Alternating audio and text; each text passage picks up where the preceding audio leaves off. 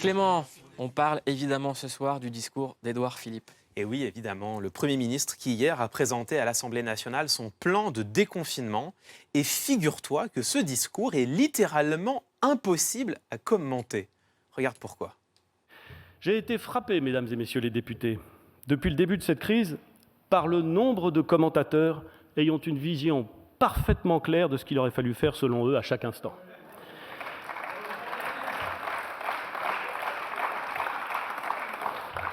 La modernité les a souvent fait passer du café du commerce à certains plateaux de télévision. Les courbes d'audience y gagnent ce que la convivialité des bistrots y perd. Mais je ne crois pas que cela grandisse le débat public.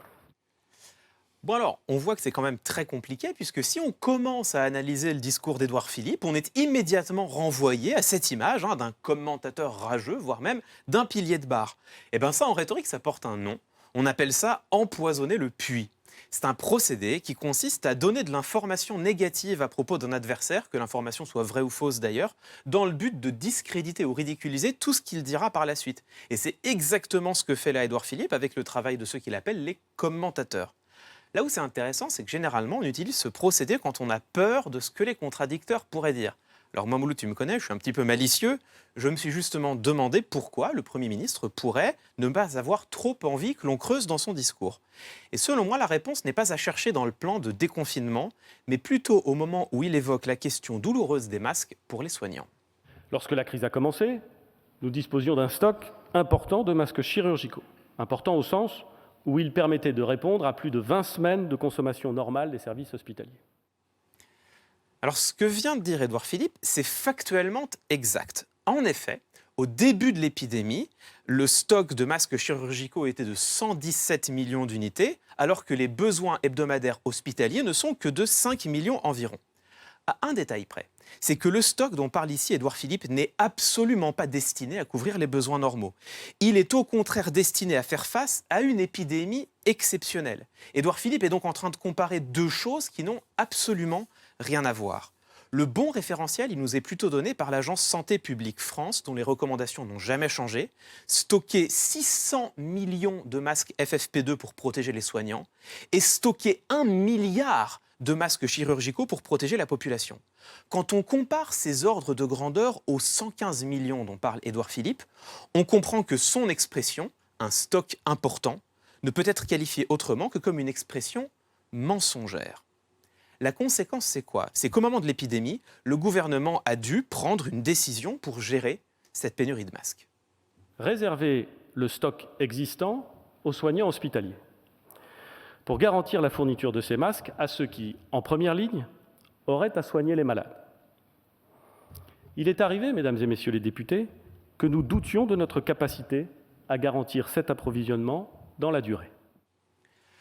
Bon, la première chose qu'il faut commencer par rappeler, c'est que nous avons désormais des centaines et des centaines de témoignages qui prouvent que, durant les 2 premières semaines du confinement, un grand nombre de soignants à l'hôpital n'avaient pas assez de masques pour se protéger, voire pas de masques du tout. Or, quand Édouard Philippe dit « il est arrivé que nous doutions de notre capacité à garantir l'approvisionnement en masques », il y a un implicite dans sa phrase. L'implicite, c'est que, malgré tout, ils y seraient parvenus. Et ça, c'est strictement faux. En d'autres termes, l'affirmation d'Édouard Philippe, c'est plus qu'un euphémisme. C'est une affirmation mensongère. Et hélas, ça n'est même pas là le plus choquant.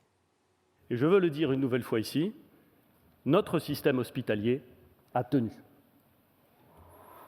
Mais il a tenu au prix d'une fatigue bien compréhensible des femmes et des hommes, au prix d'une consommation de médicaments de réanimation, de consommables, jamais constatée non plus, au prix d'une déprogrammation des opérations chirurgicales non nécessaires à court terme, mais qui finiront bien par l'être.